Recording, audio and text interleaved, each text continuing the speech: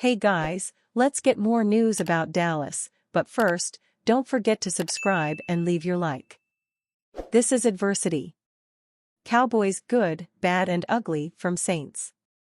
A Week 1 handling of an overwhelmed Cleveland Browns offense painted an extremely positive outlook for the Dallas Cowboys defense heading into Sunday's matchup with the New Orleans Saints. From the jump, defensive coordinator Mike Zimmer's group simply had nothing to counter an explosive Saints group that had its way with America's team to the tune of a 44-19 beatdown. Looking ahead to next week, the Cowboys have a lot to assess in hopes of getting back on track. Here's the good, the bad and the ugly from the Cowboys' loss to the Saints. And yes, we know, it might be simpler to just do the ugly and the ugly, but we've got a job to do here. The good, first half offense overlooked by the remarkable deficit, the Cowboys moved the ball well in the first 30 minutes. Dak Prescott and CeeDee Lamb connected for a 65-yard touchdown. Dallas continuously crept into New Orleans territory, ending all but one of their first half drives with points. A Jalen Brooks slip-up led to a Dak Prescott interception, but there was certainly some satisfactory takeaways for the Cowboys' offense. Said Dak, "I think if we scored some touchdowns, it makes the defense feel a little bit better and it's a whole different feel within the game for both sides of the ball." That if is about as far as we'll go with the good, the bad. Too many three-point drives, the Cowboys' defense never gave the offense a chance. Giving up 6 straight touchdowns provides no useful solution in any era of the NFL. With that said, a problem that lingered early last season has now officially reared its ugly head once again. Too many times Prescott and the offense moved the ball into opponent territory only to stall and settle for 3. Brandon Aubrey's foot is about as sure as any in the league, but he has finished the majority of the Cowboys' scoring drives this season. Indeed, he's kicked 8 field goals through 2 weeks. Whether it's another receiver stepping up, Prescott and Lamb connecting more or finding anything explosive at all in the run game, Dallas offense has hardly mounted any pressure on its opponent through 2 games. Obviously, you're trying to play complementary football and your defense is struggling to stop a group, so you want to do your part and then score touchdowns and come back, Dak said. "We weren't able to score touchdowns. I mean, we were able to move the ball up and down the field, but we couldn't score touchdowns. The end zone cannot remain such a stranger any longer." The ugly, defense no-shows at home eerily similar to January's wild card loss to the Green Bay Packers. Dallas could not do anything to stop the Saints. Through the air or won the ground, the Saints had their way. A 39-yard Dereck Carr to Chris Olave connection on the first drive and a 70-yard touchdown to Rashid Shaheed broke the game open through the air. Everything else seemingly game on the ground where an invisible Micah Parsons and the rest of the Cowboys were bullied and turned around for the entire game. New Orleans finished the game with 190 rushing yards. Alvin Kamara alone at 115 and 4 total touchdowns. Altogether, the defensive effort was deplorable and unbecoming of a team looking to contend. "This," Micah said, "is adversity.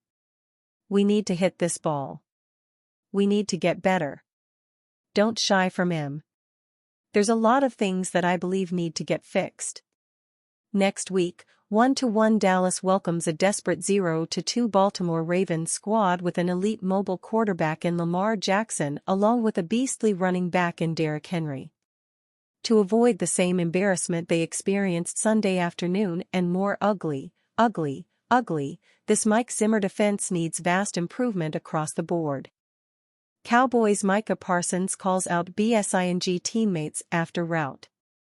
By the end of Sunday's Week 2 home opener, the surprising thing about the Cowboys having given up 44 points in a pasting of a loss to the Saints was not so much the 44 points, it was the fact that after racking up 35 in the first half, New Orleans took it easy on the Dallas D in the third and fourth quarters.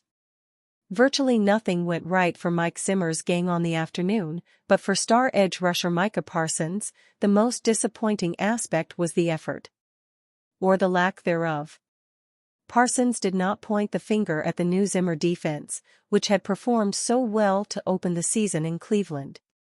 Instead, he pointed at his Cowboys teammates. "To me, it had nothing to do with the scheme," he said after the game. Interview is at 9:54. "I thought Zim called a pretty good game. At the end of the day, that's life. No play is going to be a perfect call. But at the end of the day, I just believe we got outplayed. I don't think, whoever played on that field, everyone didn't play to 100%. That's just me being accountable and saying the truth. We all got to play better. There are some plays I wish I had back. Schematically, things I wish I was in a different position. But, you know what I'm saying, at the end of the day, I believe I will still go out there and do 100%, but I just believe, there's a lot of BSing today." In all, the Cowboys gave up 432 yards of offense on just 56 plays, a whopping average of 7.7 yards per play. Quarterback Dereck Carr threw just 16 passes and completed 11, but still tallied 243 yards through the air. Running back Alvin Kamara was the real wrecking ball for New Orleans, as he scored 3 touchdowns and put up 115 yards on 20 carries.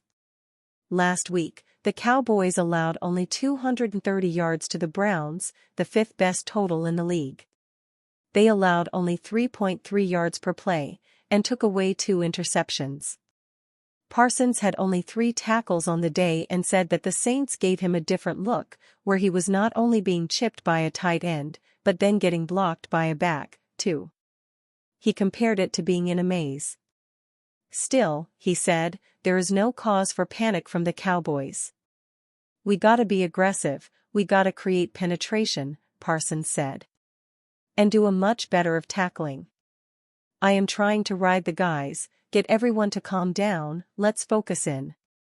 We're here. This is adversity. We need to hit this wall, we need to get better. Don't shy from it." Still, to see the Cowboys' run defense go from allowing 93 yards last week to 190 this week evokes bad memories of the Cowboys' struggles against the run in the 2023 season, when Dallas allowed 170 yards or more 3 times during the season, and allowed 143 yards rushing in the blowout loss against the Packers in the playoffs. The Cowboys have changed up their front 7 a bit, with Motzie Smith now manning the nose tackle spot and a new linebacking crew of Eric Kendricks and DeMarvion Overshown. The results are frustratingly familiar. "Last year is last year," Parsons said. "We are in a new year this year, it's a new room I am with, new guys. I would not say I am concerned right now, just because it is so early in the year. We can do so much better. I don't think a lot of guys played 100%, and we didn't do our job to the best of our standard, and our standard wasn't held today." Dereck Carr explains what went into his dance after his TD against the Cowboys. It had been nearly 4 years since Dereck Carr scored a rushing touchdown, and he took advantage of the moment in the New Orleans Saints' Week 2 win over the Dallas Cowboys. Carr found the end zone as a runner for the first time since Week 16 of the 2020 season with the Las Vegas Raiders to put the Saints up 35-13 in the second quarter, and he celebrated with an iconic dance. Carr's moves were that of a Michael Jackson-inspired dance. "I was a dancer in my day," Carr said. "Don't let the 4 kids rule you. I had to lure their mom in somehow. They see me all the time at weddings or birthdays. I'm always dancing. One time I hit the Michael Jackson, and they were like, 'Bro, you've got to do that one time when you score a touchdown.'" The Saints' offense has gotten off to a great start in 2024 with Carr under center, who's thrown 5 touchdown passes and only 1 interception on the season. Carr finished with 243 passing yards in the 44-19 win over the Cowboys, completing 11 of 16 passes for 2 touchdowns and an interception as well as the rushing touchdown. And you fan? What do you think of the situation of Dereck Carr? Leave your opinion in the comments.